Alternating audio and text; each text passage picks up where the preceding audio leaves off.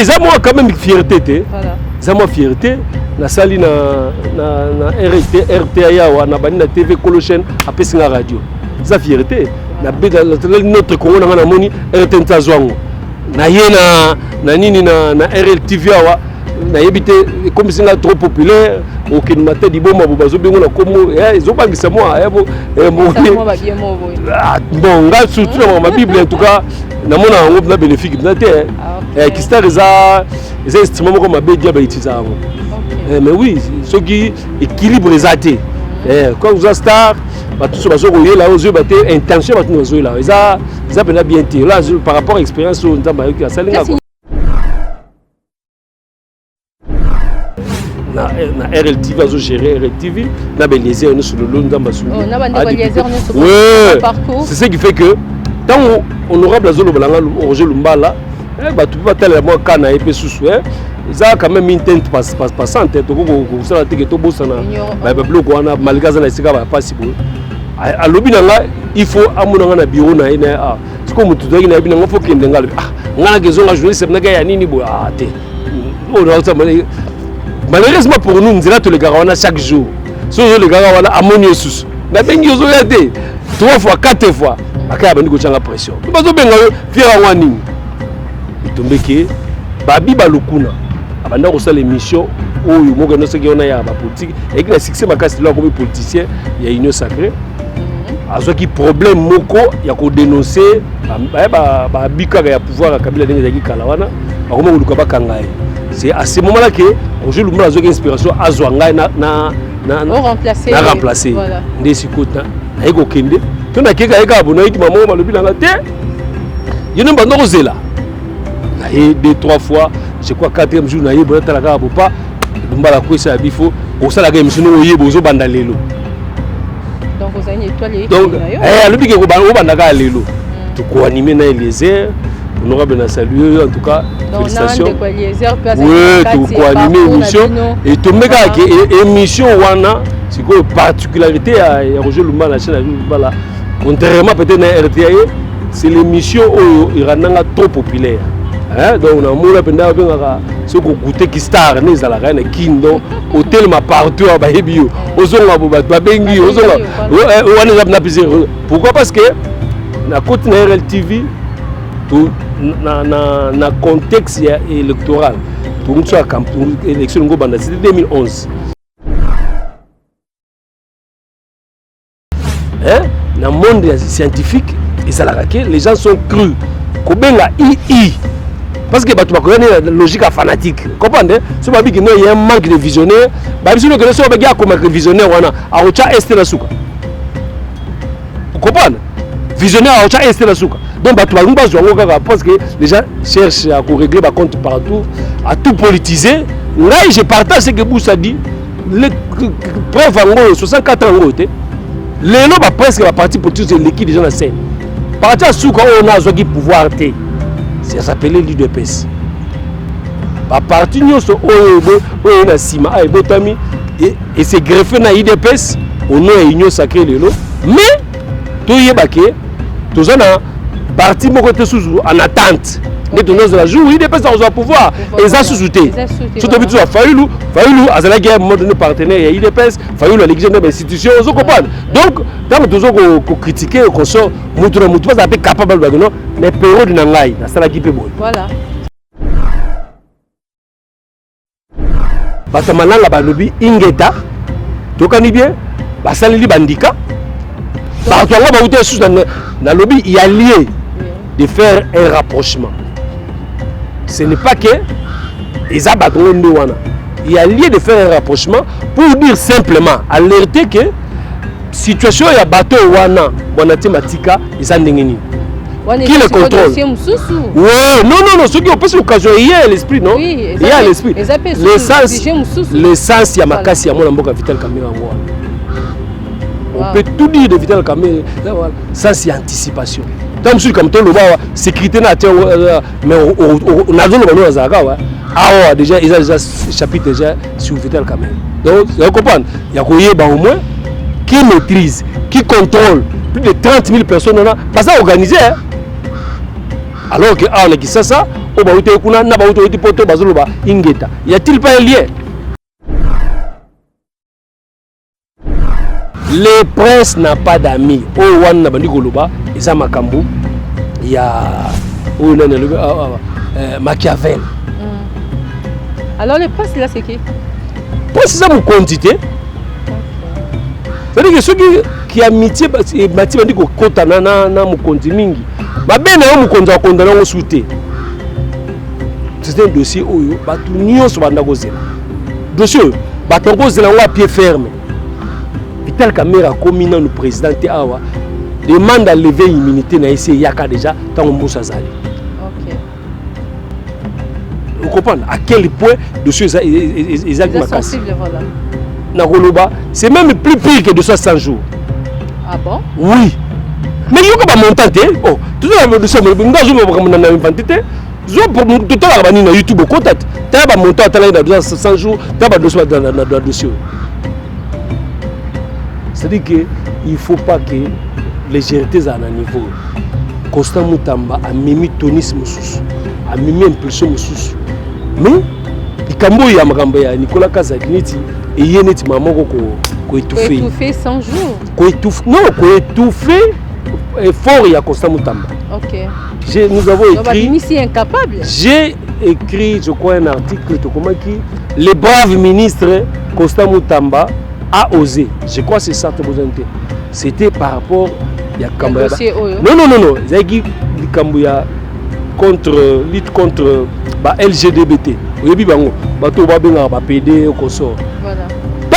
C'est important banana na dossier wana. Té abandi ba dossier belé. Oyoka ki alobi ki non magistrat avocat ou bazona kaya ya corruption au quotipé. Pas tout le monde est exhibitionnisme. Moi, personnellement, je l'encourage. C'est ça qui nous manque. Mais si nous avons dit que nous sommes dans la corruption. Et puis, nous avons le bazar. C'est un jeune où, quelque part, nous avons a révélation à deuxième mandat. Comment ça dit que parce que Constant Moutamba parcours à FCC. Mais FCC quelque part. Constant m'a touché. On ne pensait pas qu'il y a un âge naïf vous encourage à salir. Les médias internationaux tout va contrer. Mais il faut traverser. Parce que nous avons un danger. Il a osé toucher les non-dits. OK. Donc, il est encouragé là-bas. Pour toucher Wana. À l'objet de Gila Lingeti, non? Il y a un rapport, il y a une enquête au Sala, il y a un audit, il y a 3 ans passés. Les juristes ont dit rétroactivité. C'est-à-dire que le rapport, on a malgré 3 ans passés. Et ça n'a pas effet robota. À tous les députés, elle a effet robota. Mais ce que on a mis en cas Nicolas Kazani, qu'est-ce que cela veut dire? C'est une manière d'écraser l'action, il y a Constant Moutamba. Donc, c'est pour dire que personne ne peut encourager les Cambouélés. Personne ne peut encourager que... Nous ne sommes pas contre, je ne parle pas des individus. C'était un dossier où Bango Moko va s'exposer. Moi, Nicolas Kazadi, à l'équipe, il y a Patrick Mouyaya. La même question, après si un moyen de défense a cité contre séquestre et pas il y a Robila. Parce que Jérôme Bongomi Balé, parce que pour Nababilo Kouana et Koso, moi, Robila à l'époque gouverneur, a eu pour dire que ce compte n'a jamais existé. Ce compte, c'est que ça n'a jamais existé. Donc, quand on passe à l'aveu, et quand il procès, Mouton a violé qui te évite, mais Mouton a violé qui m'a dit que oui, il a violé qui. Procès si vite. Alors, on décogère. Donc, c'est pour dire quoi? Toutes les questions m'ont. C'est pour dire que j'ai le sens de la mesure. Ça, c'est la mesure, ça veut dire qu'il doit avoir équilibre. La vérifier. Entreprise, il fallait que un lampadaire, je crois que ça s'appelle le Solectra. L'entreprise en question, à ceux qui retardent, il y a qu'à installer. Mais les lots, ça part du marché à Kokissan. On peut vérifier. Ici, quand il fallait lampadaire et quota, lampadaire et quota.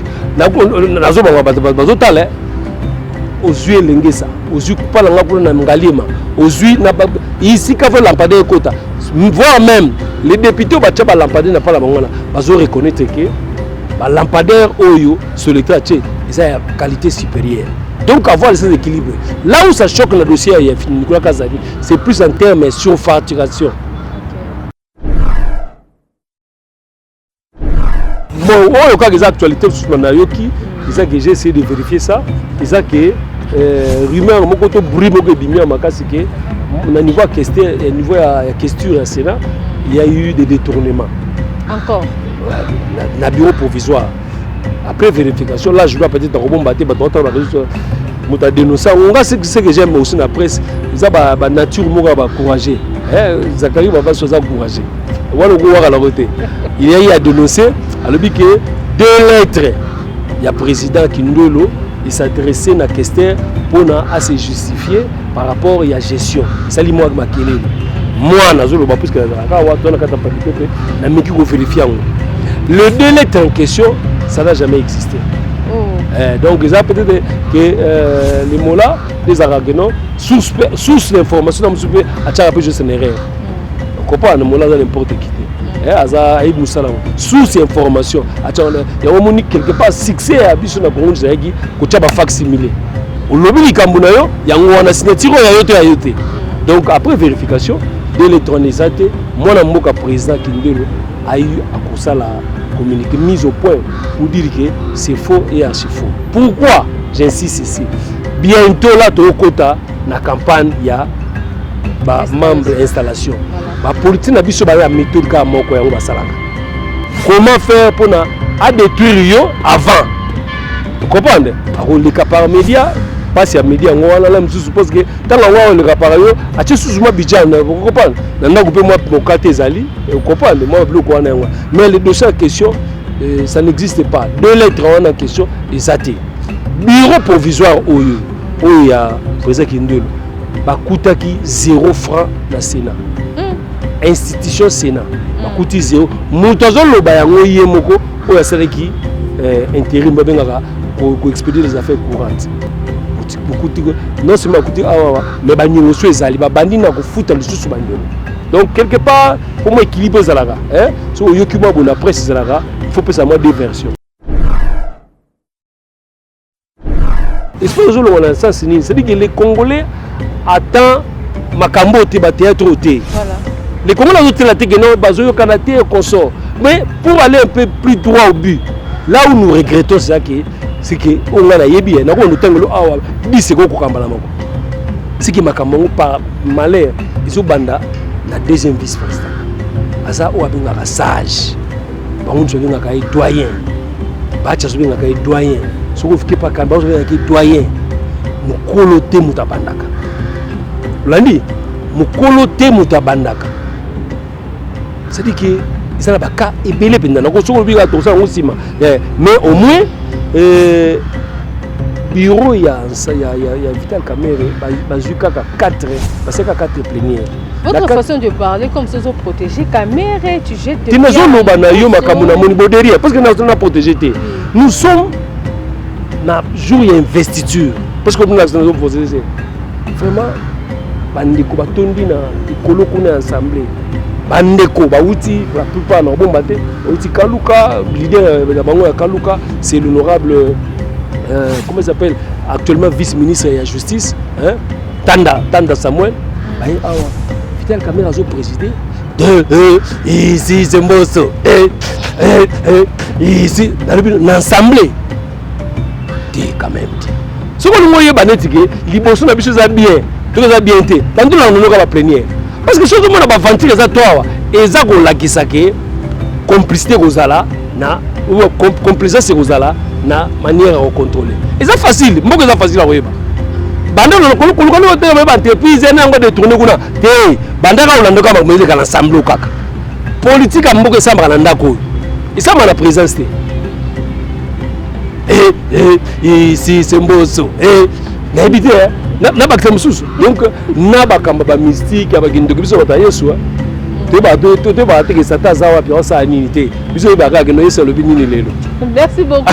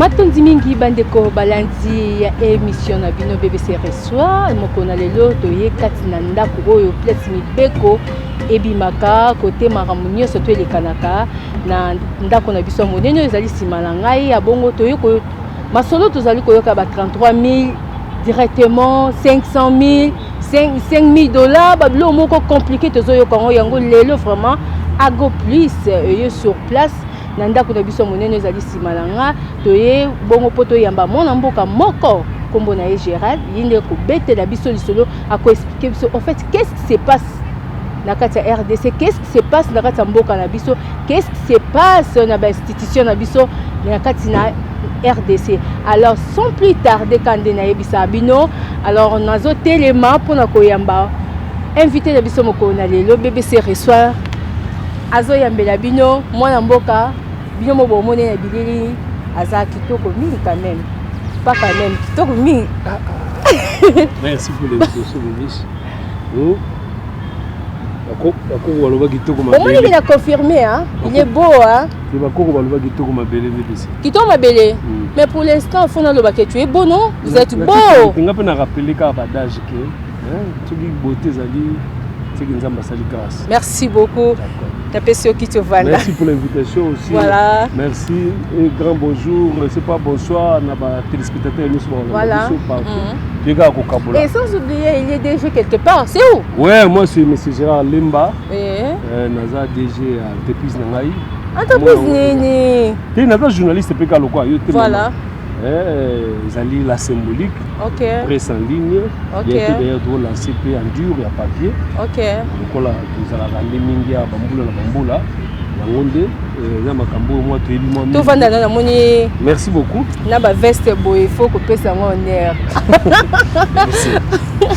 Merci beaucoup en tout cas. Merci beaucoup Nabino Bandeko Bozé Kolanda émission Nabino BBC reçoit ya solo aussi Kolobagnon c'était na présentation na biso to yambeli bino mwana mboka Gérald. Je pense que biso nyoso to monier et le mona kati na bililingi na biso. Alors ndeko Gérald. To luka on kati na ndako na yo place le kisaka bangonga na yo place sala kamisala yebisa biso. Bete biso avant to kota na kati ya mozinda mituna na biso, vous avez na posa au bete biso na parcours na qui est Gérald. Ok, merci beaucoup. Ça quand même kilométrique. On peut ça parcours. Comment ça? Il y a 22 ans, il y a Moussala donc ça, on y a moi pas si mais tout ça la moins fort. Il y a ça la plus ou moins résumé. Je suis Monsieur Gérard Lembalao, journaliste,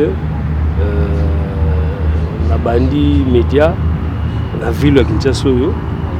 Naza na diplôme na yango peut-être batu bayiba que to yena médiaté ya koyaka kane par hasard etika moi lelo ka olamuki na oboye ndoto no so ezaki lelo comme journaliste moi comme journaliste na bandroid ne comme si batu donc après avoir terminé l'université je suis économiste premièrement donc je suis licencié détenteur d'un diplôme de licence en économie. Et puis après économie, j'ai un journalisme. Donc c'est ce qui fait que j'ai ces deux diplômes là.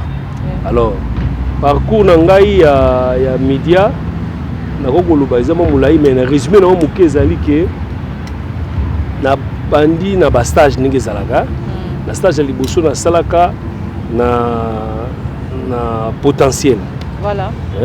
Na potentiel wana nakutaki ninga na moko wana za wana lelo nzamba pamboli ya mati DG bienvenue bakuma nazalo na ACP batu bankate biso ngona basemo belé directeur Ben Clay je crois na ebitine na okagini tinduka aza sous-souté bazali moi belé bazamo belé misusu bakufi na potentiel parce qu'après biso ba pichu munumba bayaki mo batebele mais on a eu un compte stage un stage professionnel mais un stage misusu na ngino sala na radio communauté Ntemo radio Ntemo ils en Mbanzangungu wana ndé j'ai été même retenu il fallait na bando sala kuna mais yubika kaba pour des besoins de yabani sengagité na sala gité mais en tout cas j'ai été retenu il fallait na sala na radio Ntemo mais na inde ko banda ça après ça.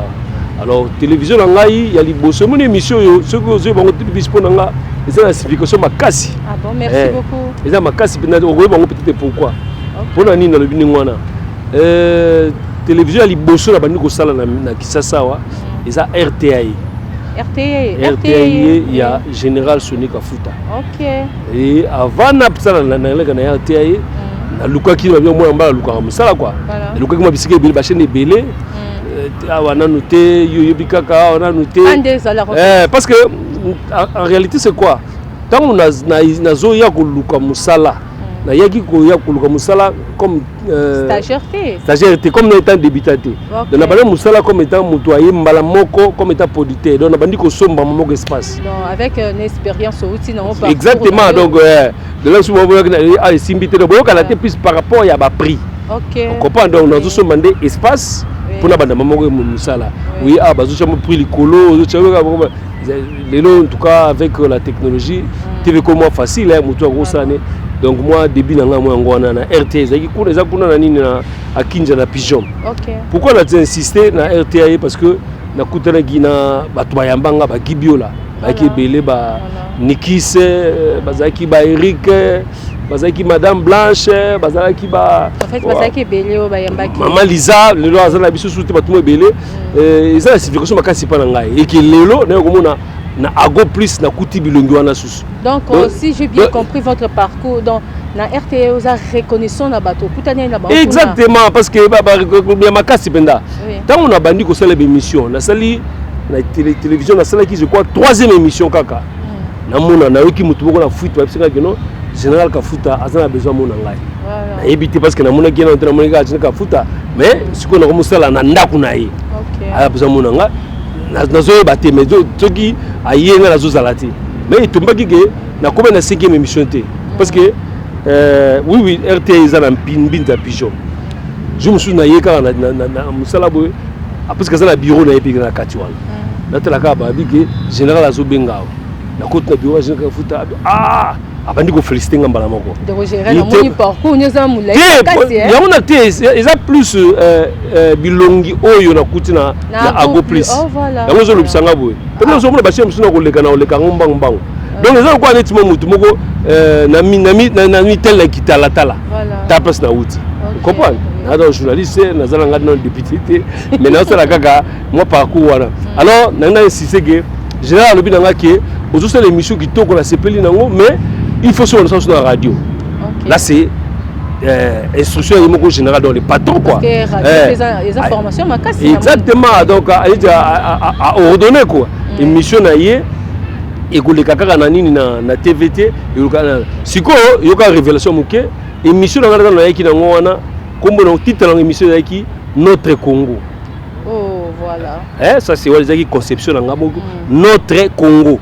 Batu ba otala peut-être bazo mitu na lem susu batu mususu ba yiba me baloba teneli ba yibela comprendre ngala za muta bible ngam nzambe ngaba polémique bazo bate et soko tout que na ba date tout na ba archive au moins ne batu mususu ba vanda monie comprendre je crois tous en 2000 je ba ko ba 2004 2005 ba na ba 1+4 je crois tous en nini donc général a quoi ici à l'ubique émission au fond de le na sala na TV na radio mais il faut reconnaître quand même temps surtout ko futa na futa espace comprendre c'est qui m'a aussi pesé donc après RTI ndé sikoyo na bandi koyeba na monde après c'est pas tebele ba contacter comme belé après RTI ngai moko na yeko lancer journal ya auto binga tabloïd ya papier la lancer comme on a vu comme émission nanga donc pour na ba ebikeza quoi œuvre intellectuelle nanga quoi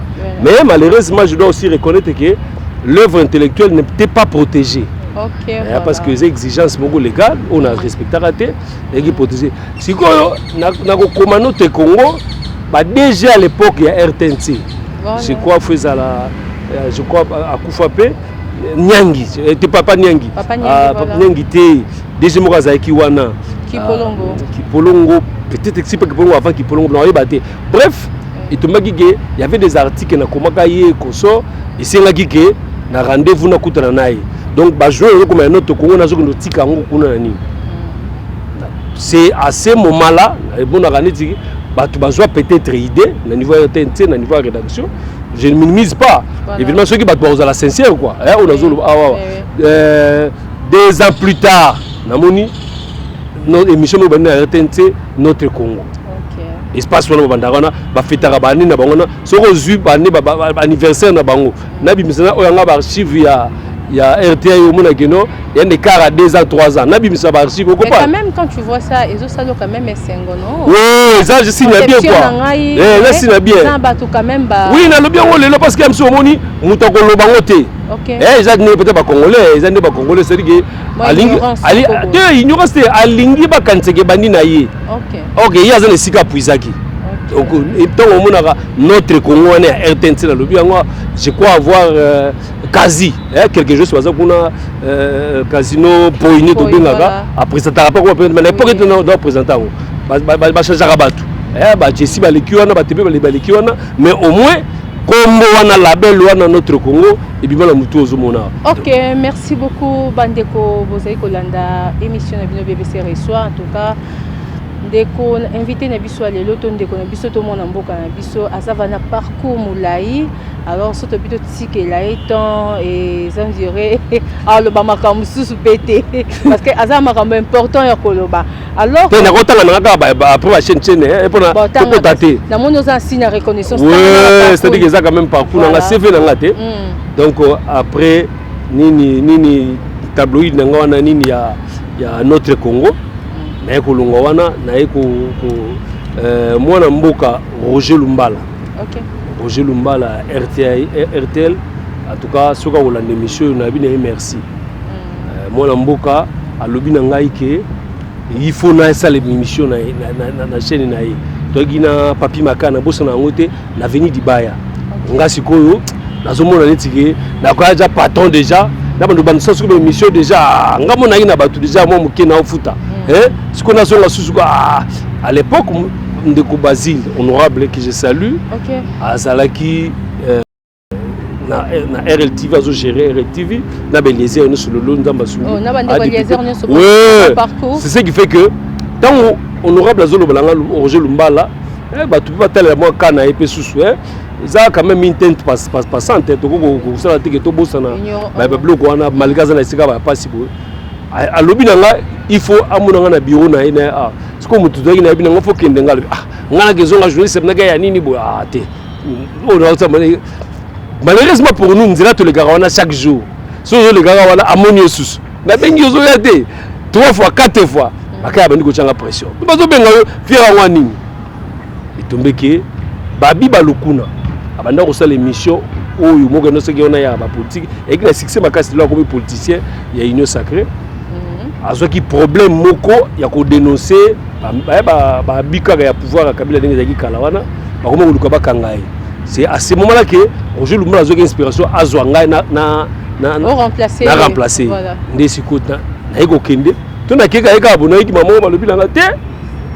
yene bando ko zela na ye 2-3 fois je crois 4e jour na ye bona tala ka bopa Lumbala ko sa bifo o sala ga émission no yebo zo banda lelo. Donc vous avez une étoile donc alobi ke ko banda ka lelo to ko animer na Eliezer honorable na saluer en tout cas félicitations oui to ko animer émission et to meka ke émission wana c'est quoi particularité à Roger Lumbala la chaîne à Lumbala contrairement peut-être à RTA c'est l'émission où irandanga trop populaire donc on a moula penda bengaka ce ko goûter ki star ne zala kana kindo hôtel ma partout ba hebio ozonga ba bengi ozonga wana na plaisir pourquoi parce que na côté na RLTV tout na contexte électoral tout mutu a élection ngo banda c'était 2011 2011 na côté wana toujours ça la campagne ya mutu azaki le plus populaire il y a RDC ça s'appelle Etienne Tshisekedi quoi paix à son âme donc il y a Tembete donc qu'on s'aligne derrière Etienne Tshisekedi mingi c'est-à-dire que opinion bazomona que cause déjà noble alors quand tu gagnes les airs tombé que makambe bele ya kasi bano après RLTV c'est que tu dois connaître ba moment à risque maman faut reconnaître faut souligner que komona nga na vie koloba boyi tu ba 22 ans après wa ezanzambe on a connu des problèmes to kimi bandaku obimi kisasa ulalali libanda plusieurs fois. Pourquoi? Parce que oza ko ya kolukama ba menace kaka te nazo loba no awa ba benga oni ba billet ceux qui ba biwa ba nerf ba salaka ba casser judiciaire na bitinga ba salaka combien de fois. Mais Dieu n'a pas permis. Je te dis vrai bazo kanga awa nga za mutu la libre d'esprit comprendre. Donc ya kolukama pe ningi ya mabe wana na RTV bazo sabino voir même la bosse na raté maman moko qui commencer uta zando aloba la biso kino bino to yebi bolo la parle pas Roger Lumbala alors que je dormais chez moi donc Lumbala avec batumbi et comprendre wana nga na RTV ba ko sala bodo na yebi mo parcours wana o benga ba dégâts ya régime Kabila sali quoi batumbi chaîne lo comme ça nga souvenir mabe batumbi chaîne ya Lumbala peso sala mais avant batumba ba annoncer yango ba yebisi bino ke bino lelo chaîne on ezalati biso to sala émission na Eliezer malgré baloba nyamino chaîne nazo loba na yo wa bato sokuzo na tanga kwa na yebi kilo otanga koma mutu l'invité à soirée on batumba chaîne wana c'était mon mboka secrétaire général ya parti Lumbala lelo azana Moïse Katumbi Moïse Monidela. OK. Donc tout ça l'émission na yé parce que ils allaient qui jouent où Etienne les Fanks a déposé nini.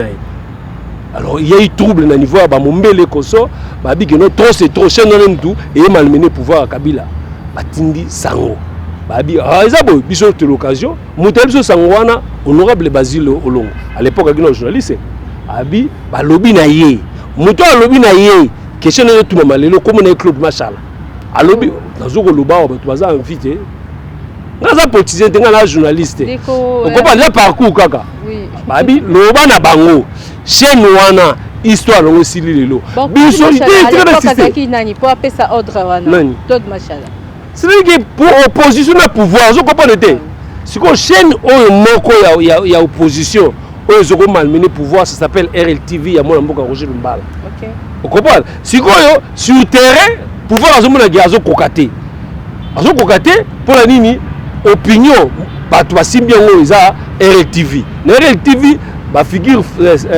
phare ezaki nga na Eliezer on comprend nde sikoyo c'est-à-dire que na avec tout ce qui est comme boulou et consort ce que batumbaki na pépère de ce qui ndenge nini bakama belebele kanga la côté ba conseil politique mais zo ba ongandambu e ba bengaka ma part de vérité quoi sango yé mutayeli biso ngona Roger nani Basile Olongo alobi Claude Machal abi boloba yango lelo atalaka na banga nzambe sino moni na ekipe ke moi mboka pe Claude Machal pe abandi pe ko lila lobi ke no azo ko reprocher pe Eliezer na biambo mita baloba maki mukilimbanga ntaba non na abda moi témoin quoi mukilimbanga ntaba do batu obozo chape lelo c'est une leçon oh lo batu po IDPS ba tirer. OK eza leçon c'est dire que eza te ke okanzeke ekozalaka kaka yo batu ba oya pe babetaka histoire to beta voilà malheureusement to lobby yango que chez nous boyo tala lelo zate na la dagite ne do na awa lelo to ça l'émission ils ont différé mais on va dire émission bongo ezaki bongo ezo le kamala moko so que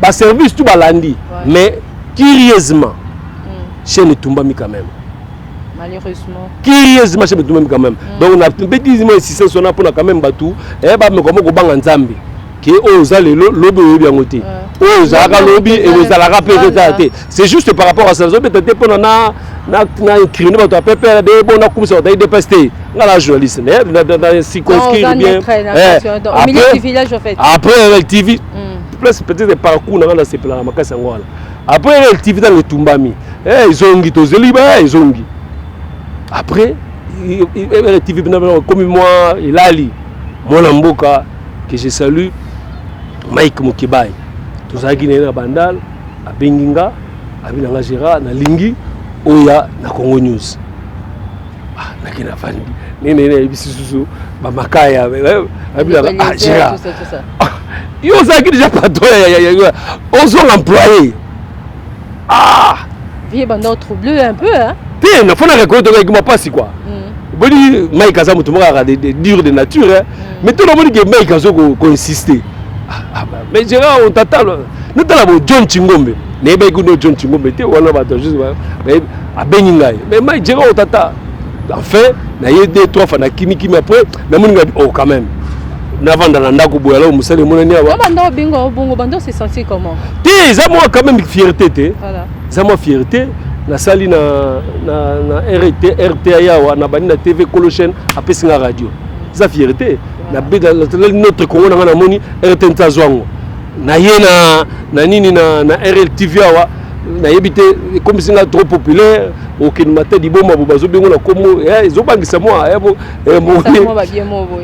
bon nga surtout dans ma Bible en tout cas na mona ngo na bénéfique na te qui star les instruments comme ma dia ba utiliser ngo mais oui ce qui équilibre les athées quand vous star ba tout bazo ko là aux yeux ba te intention ba tout bazo là ça peut bien te là par rapport à expérience on tamba ki asalinga ko ni lobby que place na parcours ne place c'est pays ça comme makasi eza nakati eza belé mais sikoyo tant on a eu ko bandana Congo News Eric Massimo John Tingombe Yves Bouya moko monaka wa koma bantu populaire wa Mbaki Papi Mbaki na batanga ba kombezo Levi Majulu asa na VPM Liaou tagi mobile na tanga te mais il que s'appelle senga makasi ndenge nini joueur moko na poto autaka Paris Saint-Germain na betel so ba 20 ans passé ba talanda ba le ba oyeba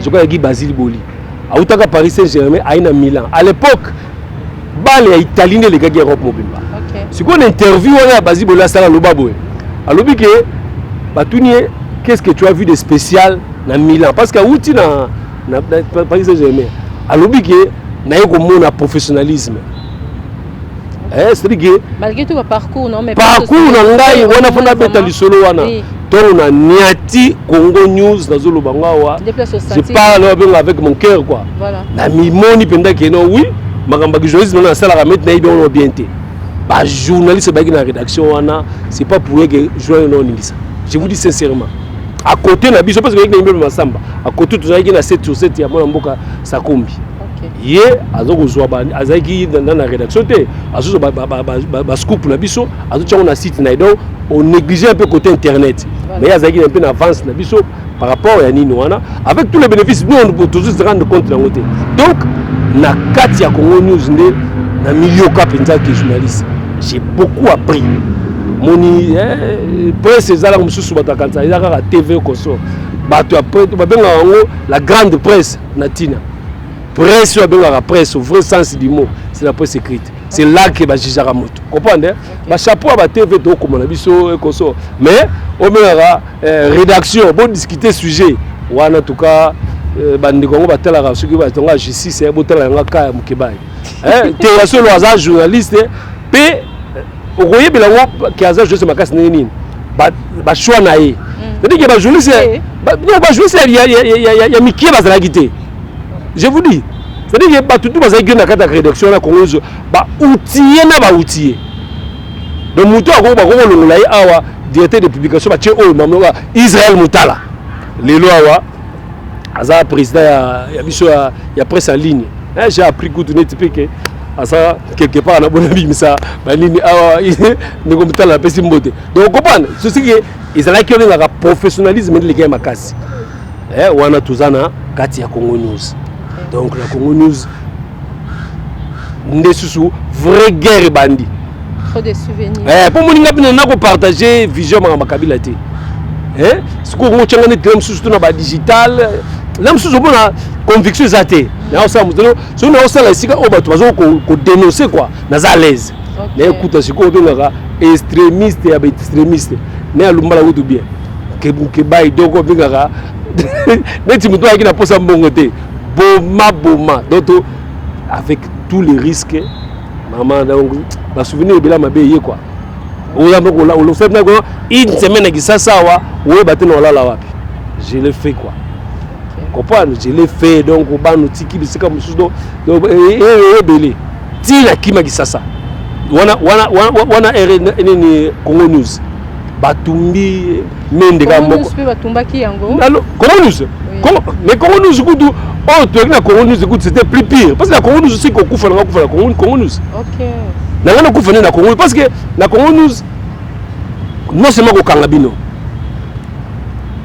bakamati basele nini ya nini sikoyo biso sikoyo na logique mukebe ezaki no ata bakangi biso bongo eza règlement de compte politique il faut tozonga kosala tozosala journal na clandestinité bato baotala bayebaka te bapasi basacrifice bajuge basalaka bamonaka ojuge na otanga bozobima te ndenge nini bato service aner soki bamoni vande azoteka journal wana babotili journal te bakangi na ye bavande eza histoire ya makambo ya régime ya Kabila tomoni ati sikoyo a plus forte raison biso bajournaliste wana Mukeba na prison John Chingombe azolukama totikali na Yves Buya directeur ya publication ngala komi responsable numéro 1 numéro daga sikoyo ni place pa geno babi il faut moto na bazwaye non mama tika et Mathieu Belé va souvenir de Belé to kimiko ya kokima mna avec kokima donc kolala esika moko te ba potier Belé ezaka ba fafer ne ezambulaka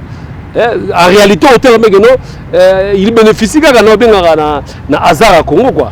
Donc je l'ai vécu dans ma peau, j'ai sacrifié ma famille. Mais non, on a parcours na yo autant qu'il y a malam pe ma bien. Le connu netikala comme mauvais souvenir ou souvenir moi malam na parcours non. Le parcours on peut sinon parce que là après jouer ce style là.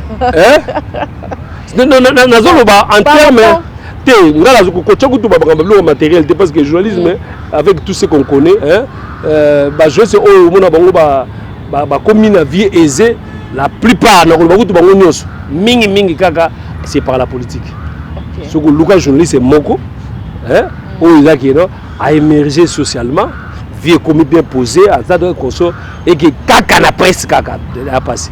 Au monde on le regrette, c'est comme ça que la presse est traitée. C'est fait à dessein, comprendre. Donc par régime différent de pouvoir on n'aime pas donner trop d'indépendance dans le journalisme. Eh bien, que awa le quoi pas mal libumu au kolobano sauter au kongo sauter. Curieusement, homme d'exception parce que Mukeba ils comprendre. Donc c'est là que vous apprenez aussi il y a kokanganzala quoi.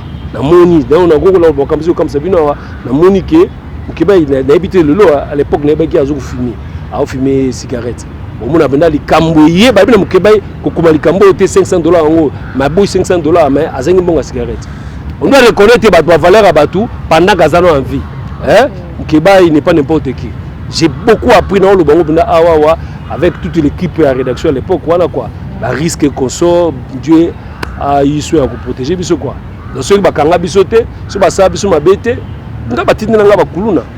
Non, non, pas le temps, on va faire ces missions pas maintenant. Nous avons belé. Après Congo News, on a gros boss quand même aux yeux de Moutou. Bah écoute solliciter là mingi miga pas solliciter ngai donc étoile exact ngai na zolo ba awa so bah écoute solliciter ngai moi ministre la ngamo kana presse bikaka bondoko alobi na ngaki Laurette Mandala zo lukayo azano pena besoin makasi ni bona ngo na to na na so émission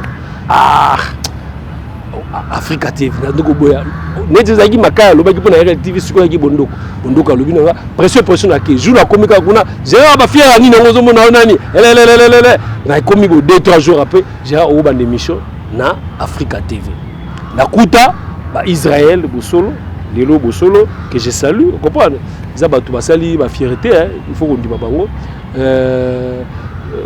Esther akuta ko kufa Esther je moko Esther akuta ko kufa Laurette Mandala a juste ko chaîne nani ya Rubewa la nini na ba équipe nyonso baza ba me belé quoi ba Nathalie baza belé on réseau la mutu ba ge belé to baniko na baniko sala kuna tala baniko sala émission ba selenga ba pesa espace ba binga bonsoir ça qui ba ndeko 21h30 ba binanga émission j'ai pas posé la bien ils ont figure mo la piste la politique Rubewa olingate que yo sala émission politique. Il faut cela dans la émission à proximité. C'est-à-dire que makambo banzile baby, makambo kawana makambo kawana qui n'a rien à voir avec politique. On doit bien nga sala ngokaka. Tu na bandi c'est émission. Curieusement émission na bandiko mata. Et bandiko mata zo mata ne ko zo ima idée moko. À l'époque ba kende que je crois Genval. Ça pour ça na ngote. Ce qui Genval na ibiti bilam susu makambo zo balamuto. Il fallait kolobe la makambo na lo bango Tshisekedi mais na lo bango ndenge nini alors que ngala pekisa na lo bango na ye et pas il y a Laurent Oniemba qui est un peu proche à Robert à l'époque. Nami Laurent tala pomna le bla makambo Etienne Tshisekedi mais parcours na mais pas par ma politique. Ah Gérard si tel est le cas ça pour me ko sala ngwa. Bato ba ina kati quoi Laurent zaki na mo influence makasi a autorisé. Ndi place na ye bakamla moi na mboka Etienne Tshisekedi a qui populaire na niveau ni. Émission moko kaka na sala. Moko kaka na sala dans une photo na na tché. Et puis sur ma il a le téléphone ouvert. Voilà. Et on a équipé à son âme. A équipé dans ceux qui les chouchous de la République. Donc ceux qui les l'autre il y a Fachi Beto. Il faut il a bénéficié d'une onction. OK. Il s'est quitté wana ngamuna muni kino téléphone ngo pas suka. Après appel donc kolungwa na R na Afrika na connaître les problèmes moko wana problème ngo ezaki nini émission wana tcheke Etienne Tshisekedi ibotelenga ja problème ibotelenga na un sérieux problème en Afrika avant mopepinga la muta kimia avec pela makasi na bendani na ngai loko na journaliste na journaliste so moni jouer ça ba chômeur à journaliste déjà à chômeur était oza musala na yo otandene na yebi ko komana yebi ko loba no za chômeur neni allez sikoyo ba organe de la presse oh tu viens travailler à la pige quoi. Voilà. Marcel Prospérité basé belé Africa News banduke belé oh tu viens presse rouge à matongi basé ba otala ba yebi bandi ko considérer j'ai à comment bozo ça bo ba remettre belé c'est quoi parce que projet là il fallait na zongi ça Congo News na nini notre Congo na ngamo na attendant on a ba transition wana na ba keba na mais ce qu'on a comme populaire après une année 2 ans après à Soussou l'Afrique Soussou bana posa na ngai tant de chaînes ba osaka na posa na yo nazo consulter nazo loba na yebité faudrait na bakisa Soussou moi mboka grand frère Jean-Marie Kassamba binga ngai na sali mission na chaîne et on tout ma RLTV si qu'est-ce que j'ai fait na banda moi ko consulter ba to pona na tuna est-ce que babi ah yo lo ngombo ko na chaîne extrémiste bo ko zonga boy Gopal. Donc, il faut que ça na télé 50. Normalement, na télé 50. Et là, la télé 50 parce qu'il mettait un peu proche quoi. Anniversaire, 14 moto fêta à Bengate.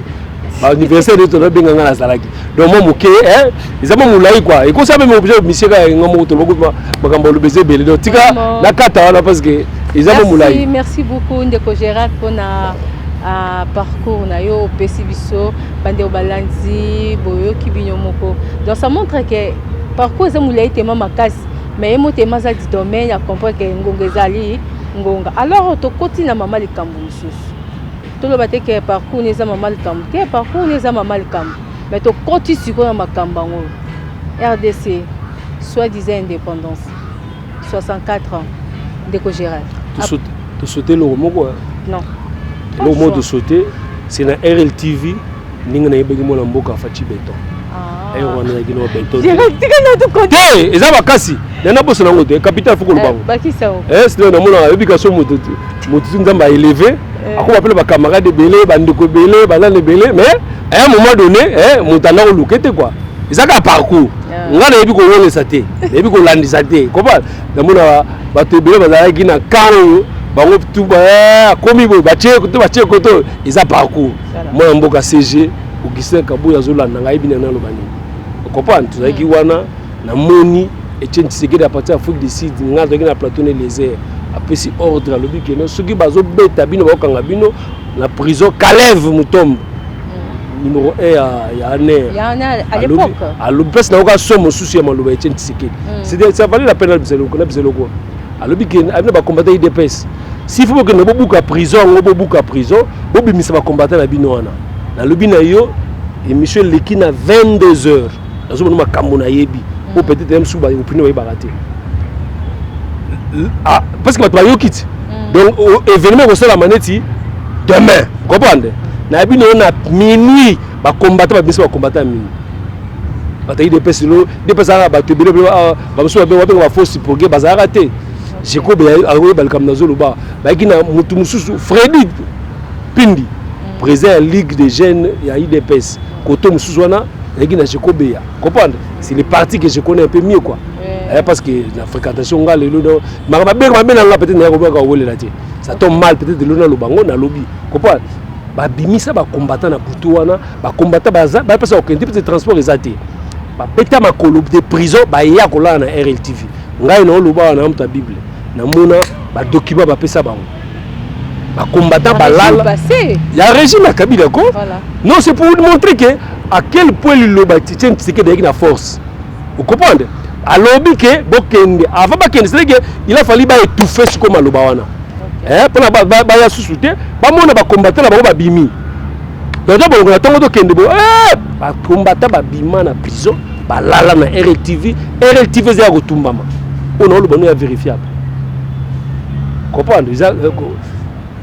Tango banini ozo pesa makino Etienne azolo banini na à partir ya ba poto ke bona bona na non de temps peut-être bata tutu ya mona mboka Etienne Tshisekedi donc ça ils ont pas si mais quand même ba tu vois ba makino oui IDPS a mérité quelque part fruit alilo quoi parcours na yeso qui a 38 ans wana a mérité lelo mais on l'attend plus na résultat. Voilà. Donc ça valait la peine que tu si ça soit. Merci beaucoup. Alors, Ndeko Gérald, tu continues à 30 juin de 1960 à nos jours. Yebisanga, et là, on a une différence. Oh là là, merci beaucoup. Là, on a le vif du sujet. 30 juin, Lélo, 64 ans, il y a fierté. Il y a fierté. Pourquoi fierté? Parce qu'ils ont fait. Ils ont fait au BBC. Ils au BBC. Photo de bani. Peut-être le terme n'a utilisé Bila il y a 64 ans nous te la combat fait. N'ayez pas comprendre ngai. Oui non. Mais quand on peut expliquer batu mususu bazaka la sur le 1er août bakenda na cimetière. Mon papa kufa maman kufa mususu 50 ans. Maye mutu na cimetière ayoko bongisa cimetière adina fleur mais mutu ngazolela neti kutakufi lelo. Donc makambo azolela eza makambo eyesima oyo ebité. Vous comprenez? Makambo tumule bayo le sa na cimetière ngana et bien ba 30 ans mais mutu azolela. Donc azolela ke moyenne expliquer makambo eyesima no ezate. Yango mone azokolela na mususu mikuwa kama mtiko oyo kai ngage na cimetière te na pesi yo yango na no pour les affétité. Ça fait tité RDC yo na yebi yango na limité ke ngai na loba bino wa na yebi RDC 5% en limité na parcourir na tamboli du Congo central mais c'est pas ben nini Lubumbashi peut-être Kasi Goma peut-être moi na yebi yango tete ozo loba bongo ozo mona mabe côté nini mabe ezali na classe politique banda 60 til lelo c'est comme si la classe politique n'était pas à la hauteur de gérer beaucoup espace. Tout ce que nous avons comme potentialité, c'est à vous de transformer Kaka. Voilà. Surtout le lobby, tout que nous exploitons minerais moko, ils ont un point noir, les lots. Ils ont besoin. Ils ont une démarche construite au Sala. Il faut Brazzaville Andima, il faut imposer des prix, mais au bisus de Kanissa, au Batumukili Balukaka. Non seulement Zali, mais tous ceux qui découvrir. Alors, Congolais, les lois en a promis à Liboumou. Congolais, les lois en a promis à se déplacer. Congolais, ils ont un problème, il y a dignité, rêve à gêne. Comme il y a Abimamboka, rêve naïe. Hein? Les bisous comprennent. Batubaki équipe nationale, Mboka Bakeka Bakimi. Donc, il y a des gens qui comprennent. Donc, nous avons transformé ce pays en enfer. Ils ont dit qu'ils ont sujet à fétité. Et là, on a transformé notre pays en enfer. Mais lui aussi, il est parmi nous. Exactement. Exactement. C'est-à-dire qu'à on a circonstance. À l'objet, on devait étudier. Mais pourquoi il a dit... Oui. Moi, voilà. Bien. Dans ces circonstances, on a Jean-Lucien Boussa, alors que le pays a connu un problème de leadership. Oui. Il a connu un problème de visionnaire. Ils ont mal interprété dans les réseaux sociaux. Comment il peut dire ça? na monde la science ezalaka i. Et les gens bazolunga batia un faux entre Yéna Félix Tshisekedi comme quoi que c'est une manière ya manquer respect na Félix. Non, na monde la science de mon université dans université batia en part parce que ba discours ezaka kuna muto leki na makamba classe té abano comprendre té ando kansaka ozo babo ça veut dire ozo finga té. C'est ça le vrai problème qu'on a. La classe politique dans l'ensemble, mais il n'y a pas que la classe politique. Il y a encore nous tous, la société. Chacun de nous a sa part dans le chaos et l'échec. Voilà. Chacun de nous, à commencer par nous, la presse, sur le but de tirer bilan, comment nous nous sommes comportés par rapport à cette classe politique. Ça y est, à sensé, non? Il y a un promotionnel. Il y a un moment qui n'a pas un système na kaba mukibai. Azaba jouer sur d'exception. Jouer sur donc il y a ba race wana. Ils ont luka. Ils ont pendu à Goulouka par rapport à la moni. Vous comprenez non? Au commis mutu poka na suka moi loko. Vous comprenez? Non, mutu pas cause indépendant d'esprit. Moi mboka natanga komona et Chantal Kanimbo à l'époque avec la INPC.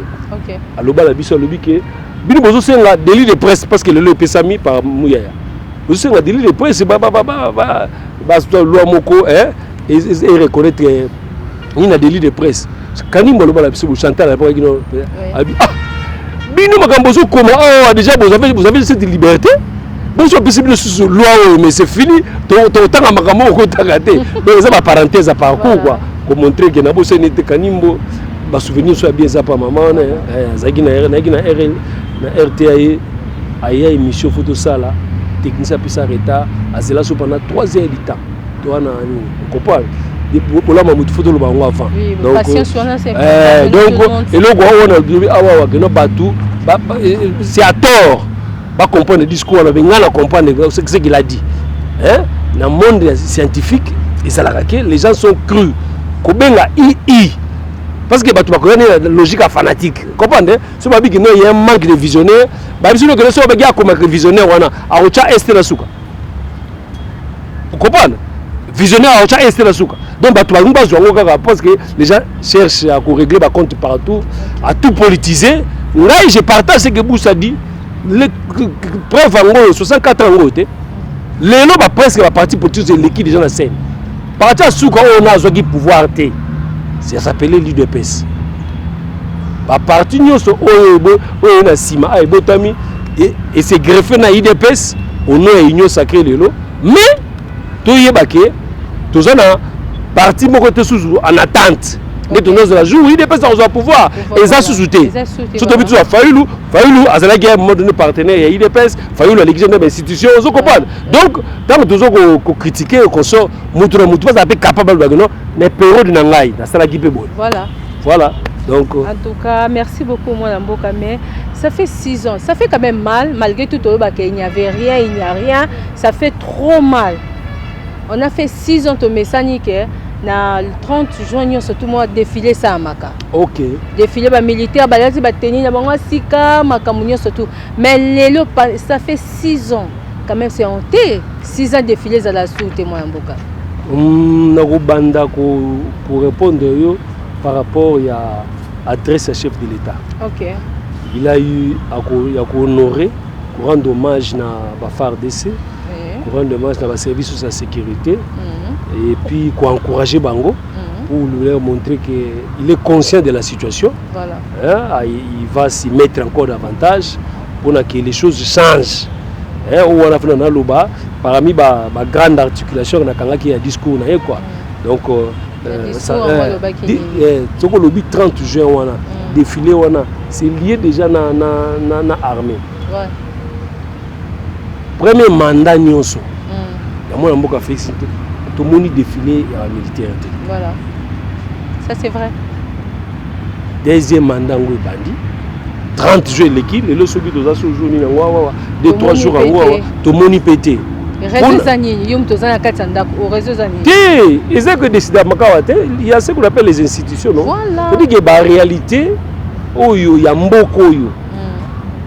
Ba information dans les moindres détails, s'il faut le dire ainsi, s'il y a une personne le mieux informé, ça s'appelle Félix Antoine Tshisekedi. Okay. C'est-à-dire qu'il n'y a pas à condamner qu'à point Nézate, mais défiler, ils ont une valeur symbolique. Voilà. C'est pas pour eux tout ça, si tu n'as vu sur la symbolique. Okay. Ils ont une valeur symbolique où le commandant suprême a ça qu'on communié na ba troupe. OK. Au bout d'un golo baboya, na tiaka maele na wana zo bango journée. Sur 30 juin. Voilà. Tina boyoka ka maele na ba beret rouge, na ba beret vert. Tina boyoka ka koya et ya alo bango journée. Alo bango na 30 juin.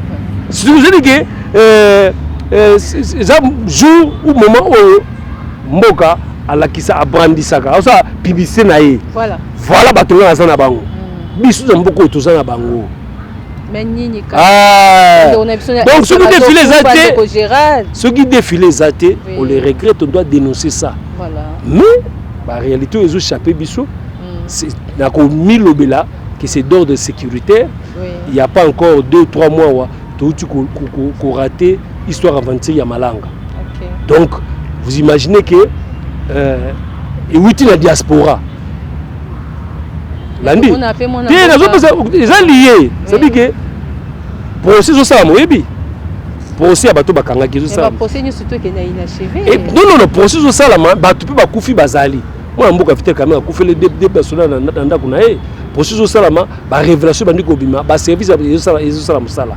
Donc, quand ça a défilé, possiblement. Donc, ce sont des raisons. Oh, et ça dit quelque chose. Et quand on a lobby bien, et quand on a lié, nazo ça la réflexion à haute voix. Nabim c'est l'homme sous. Ok. Bah tu peut-être, bah tiens peut-être quatre. Détenu. Bah toi malanga, donc bah il n'a parlé de la nation. Na ba téléphone sous c'est l'équipe. Bah ça qui n'a crié bah nago boaka. Ingeta, yangote. Ingeta, ça qui Congo. Ils a toka cri de guerre, il y a paix à son âme, moi namboka ni mon antime. Yangote. Tant que bakangi bango, d'après si nazo révélé, certains d'entre eux, bandika bimé bango na ba sous-vêtements.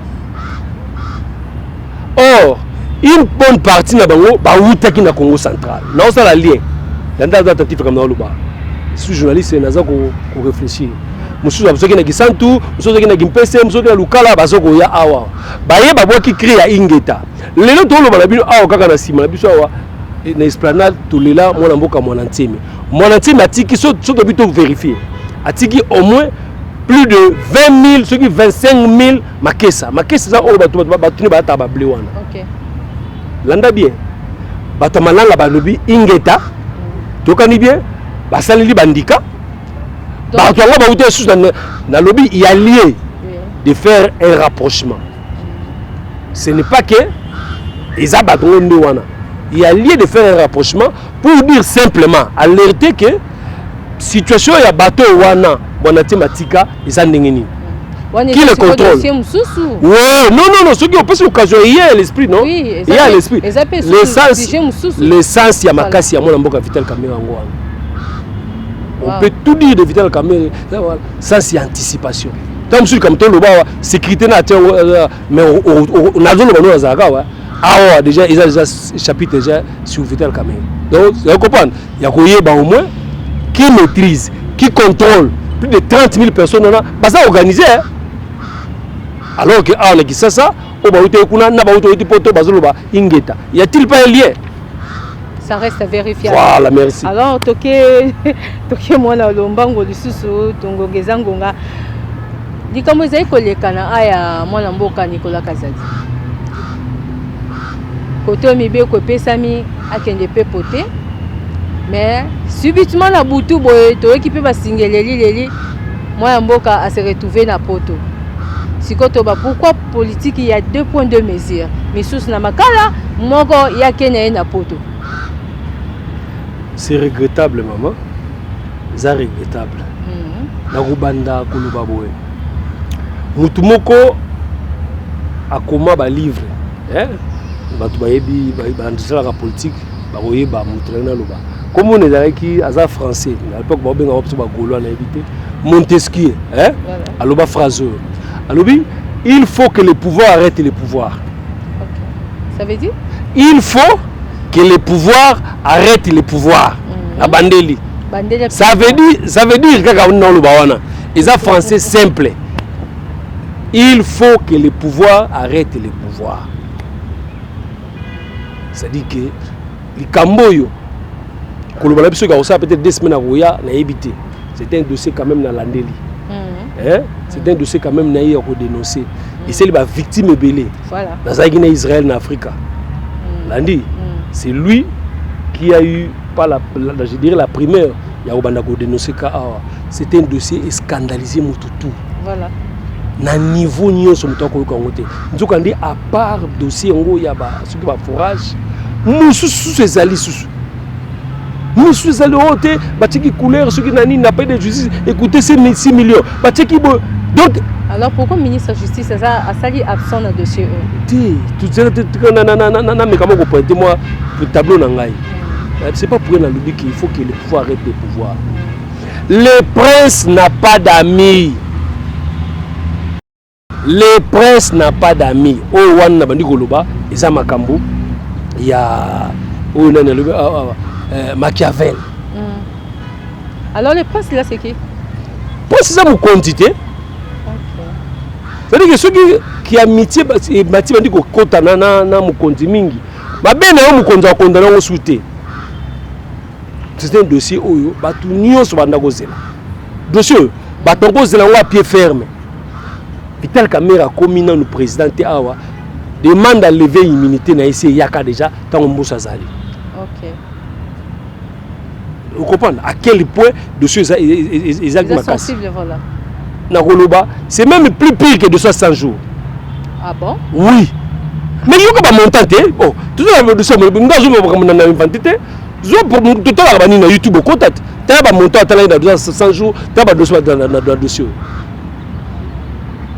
C'est-à-dire qu'il ne faut pas que les légèreté à un niveau. Constant Moutamba a mis tonisme sous, a mis impulsion sous. Mais, les Camboya Magambaya, Nicolas Kazadiniti, et Yeneti Maman ko étouffé. Étouffé 100 jours. Non, ko étouffé fort il y a Constant Moutamba. OK. Nous avons écrit. Incapable. J'ai écrit, je crois, un article qui les braves ministres Constant Moutamba a osé. Je crois que c'est ça que vous avez dit. C'était par rapport à Kambouya. Non. Zagi Kambouya contre lutte contre LGBT. Vous avez bango. Bato ba benga ba PD ko so. Voilà. C'est important banana na dossier wana. Té abandi ba dossier belé. Oyoka dialobi ki non magistrat avocat ou bazona kaya ya corruption au quotipé. Tout le exhibitionnisme. Personnellement, je l'encourage. C'est ça qui nous manque. Mais si nous avons dit que nous avons la corruption. Et puis, nous avons le bazar. C'est un jeune où, quelque part, nous avons dit à révélation à deuxième mandat. Comment ça dit que parce que Constant Moutamba parcours à outre FCC. Mais FCC quelque part. Constant m'a touché. On ne pensait pas qu'il y a un âge naïa vous encourage à salir. Les médias internationaux tout va contrer. Mais il faut traverser. Parce que ça besoin de nini. Moutana danger. Tous les gens qui koufa, il a osé toucher les non-dits. OK. Donc il est encouragé na ba poizo ko toucher wana. Alobi na Gilles Lingeti que non. Pesa un rapport na yo, il y a banquette au sala, il y a audit na yo, il y a 3 ans passés. Okay. Juriste balobi rétroactivité, c'est-à-dire que rapport on a malgré 3 ans passés et ça n'a pas effet robota. À tous les députés, il y a effet robota. Mais ce que au même on a cas Nicolas Kazadi, qu'est-ce que cela veut dire? C'est une manière il y a quoi écraser action, il y a Constant Moutamba. Donc c'est pour dire que personne ne peut encourager les Cambouileki. Personne ne peut encourager que nous ne sommes pas contre, je ne parle pas des individus. C'était un dossier où Bango Moko va s'exposer. Mon amboka Nicolas Kazadi, à l'équipe, il y a Patrick Mouyaya. La même question, après si il y a moyen de défense, à citer contre séquestre et pas il y a Robila. Parce que Gérard Mongomi Balé, parce que pour Nababilo Kouana et Koso, mon amboka Robila à l'époque gouverneur, a eu le cas pour dire que ce compte n'a jamais existé. n'a pas besoin de kilo nango. C'est compte c'est que ça n'a jamais existé. Donc na to balobaga quand on passe à l'aveu et quand il procès mouton violé qui te évite na zalaki mais mouton va violé qui moko lobi que oui na violé qui procès silite. Alors on décogère. Donc c'est pour dire quoi? Ils ont toutes les questions makasi. C'est pour dire que j'ai le sens de la mesure. Ouais. Ça c'est la mesure, ça veut dire que vous devez avoir équilibre. La vérifier. Entreprise il fallait que lampadaire je crois ça s'appelle Solectra. OK. L'entreprise en question a ce qui retarde il y a pour installer. Mais les lots ça part du marché à Kokisian. On peut vérifier. Bisika nyo so fallait lampadaire et quota, lampadaire et quota. Nazo bazotale aux yeux lengesa, aux yeux pas la ngakuna na ngalima, aux yeux na ici ka fa lampadaire et quota. Voire même les députés au bacha ba lampadaire na pas la bangana, bazo reconnaître que ba lampadaire oyo sur le traité, ils ont qualité supérieure. Donc avoir ces équilibres. Là où ça choque le dossier il y a fini Nicolas Kazali, c'est plus en termes de surfacturation.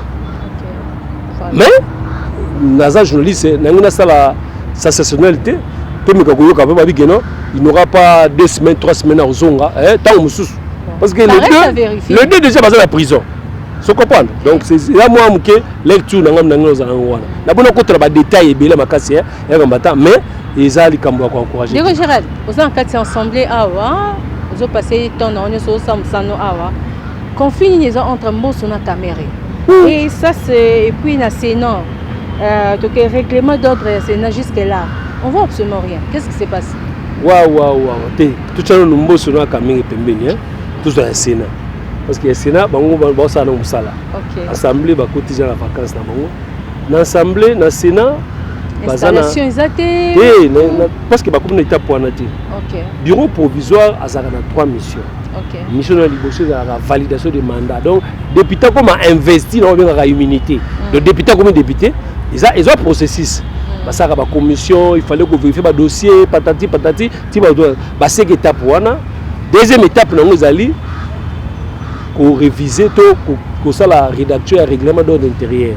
Généralement, ça rend des kala, maintenant pour s'adapter à on attend, s'adapter à la réalité à l'élo, ça reste comme modification. Étape oyo bureau ya Sénat ezali yango wana. Sénat ba ça comme ça là.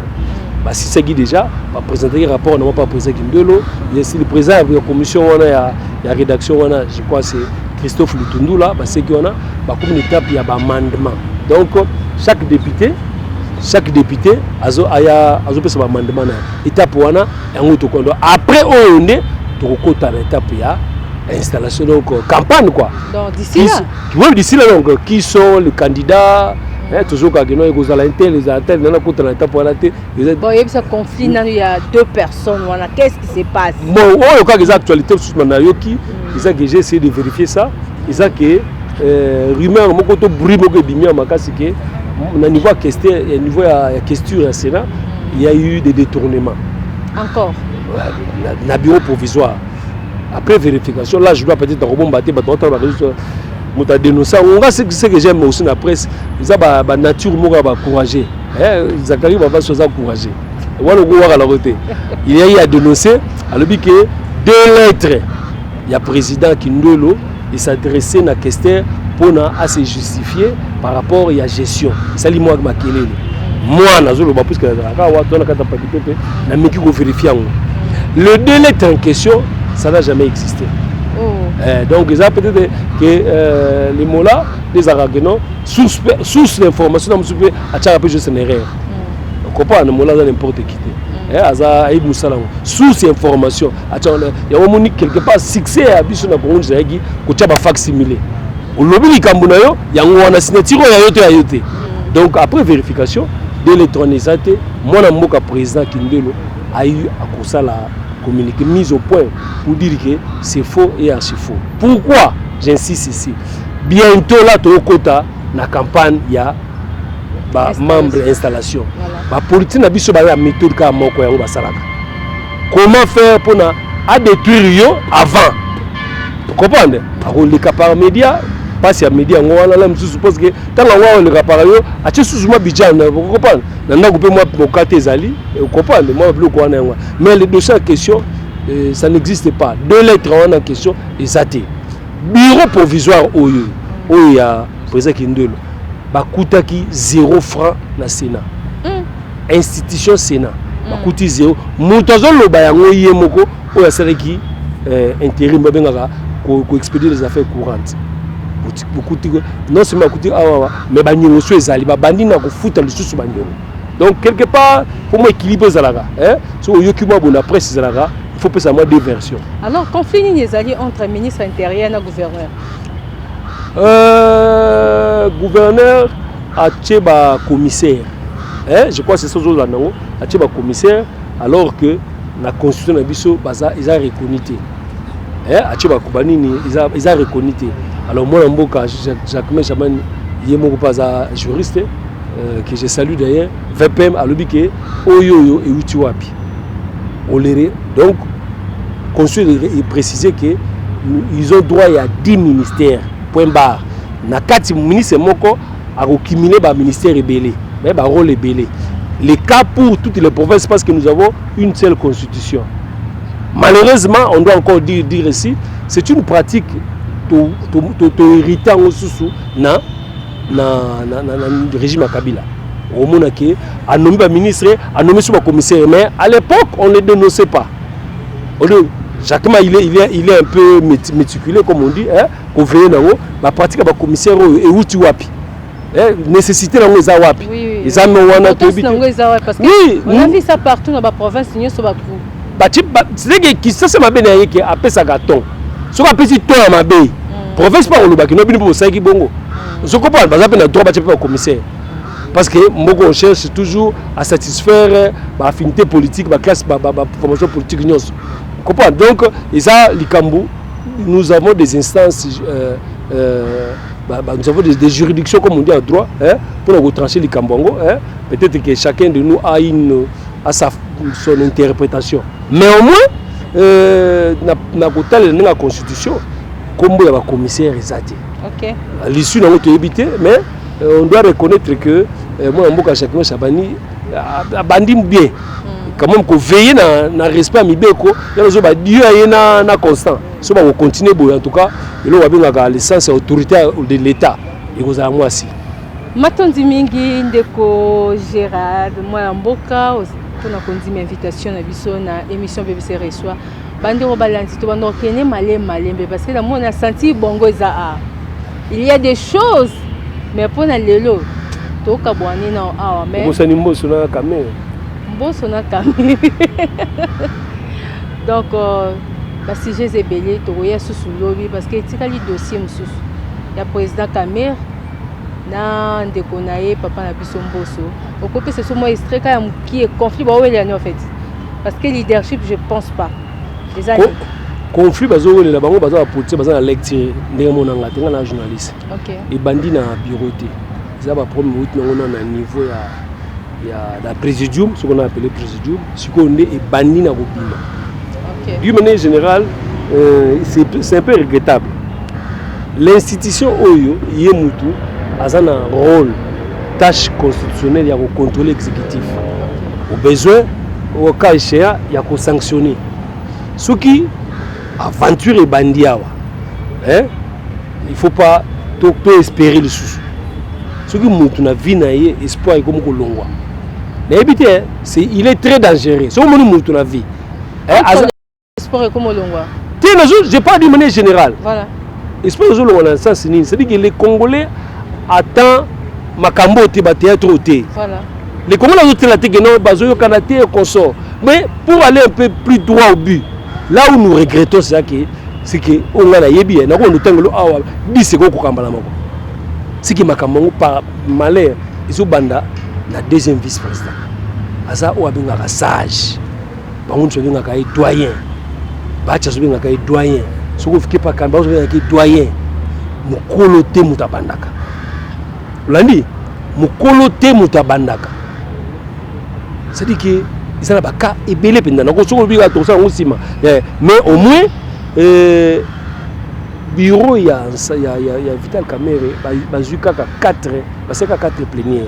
Votre façon de parler, comme ça, vous protégez caméra, tu jettes de parce que nous sommes protégés. Nous sommes dans jour il y a investiture. Parce que nous sommes protégés. Vraiment, bandeko batondi na likolo kuna ensemble. Bandeko bauti la plupart na bombate, bauti Kaluka, leader na bango ya Kaluka, c'est l'honorable comment il s'appelle actuellement vice-ministre de la justice, hein? Tanda Samuel. Baye awa Vital Kamerhe azo présider ici c'est Mbosso ici dans l'ensemble dit quand même ce que nous voyons banetike liboso na biso za bien tout ça bien té bantu la nonoka ba plénière parce que chose mona ba ventile za toi eza ko lakisa ke complicité kozala na ou complaisance kozala na manière à contrôler et ça facile mboko eza facile à koyeba banda lo kolokolo hotel ba entreprise na ngo de tourner kuna te banda ka olando ka ba meze kana ensemble kaka politique mboko esamba na ndako isamba na présence ici c'est Mbosso na habité na ba ksamususu donc na ba kamba ba mystique ba gindo biso ba Yesu te ba te ke sata za wapi osa nini te biso ba ka ke no Yesu lo binini lelo. Merci beaucoup. Merci beaucoup. Bandeko bien votre position du Bakwa Rolanda émission de BBC reçoit en tout cas Tonito Kabwana mwana mboka Gérard le basuka kaka poto kabwanu. Ni ko ba population ba hôtel biso je crois que balobara le poto que il n'est jamais comme ça comme sérieux il n'est jamais parce que au type na comme na juste attitude na mais je ne tout monde il n'est jamais tard pour mieux faire. OK hein ba tout les en Congo c'est en termes de richesse en termes de potentialité agricole tout bien qu'on mais na insister makasi c'est le moko yo to beta CTT o ezoko kwisa biso makasi chaque jour to dinda na conception na to négliger richesse au nzamba tcha ba or ba cobalt ba lithium hein ba diamant isa pe ce soir ko oya biso awa to kipate to lukaka kino oya ba kwangeza wapi oya kolweza wapi oya ezali à place pour la chaque jour yango wana combat sur qui à chaque jour kaka minerai ya lingaka minerai oya zawa hein d'une manière générale tout ko exploiter en côté même notre propre histoire tout ko exploiter en côté ni to exploiter bien mabele ni to exploiter bien mabele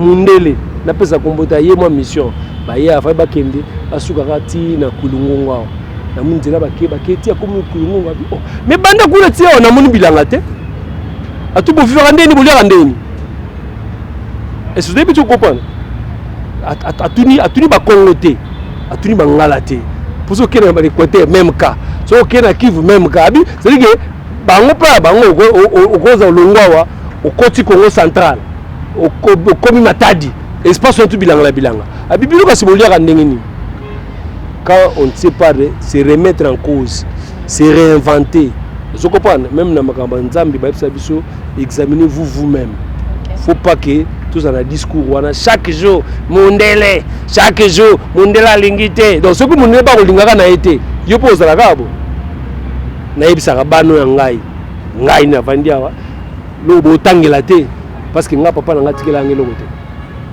na yebiti ce que komi na yebisa bano na nga chaque jour et lo bo kende le classe te pour ngai papa na ngatikela ngelo kote voilà un peu mot de la fin pour clôturer pour aller quoi. Oui, merci beaucoup Ndeko Gérard, merci beaucoup Nabino Bandeko Balanzi, au Bino Bozu du Bakou ya Kolanda, émission Nabino BBC reçoit et suivi toujours de Tolanda toujours na Ago Plus.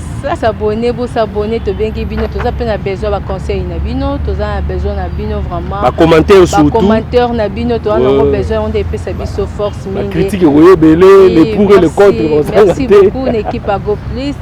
On était là avec Eda, présentatrice Eva et à CV plutôt notre équipe Mobimbatozaki awananda ko ezora ba décision côté masolo ya mboka ebetama alors tokutena na bino na numéro mususu etikali o ezali koya kotika malam na banda na bino merci beaucoup.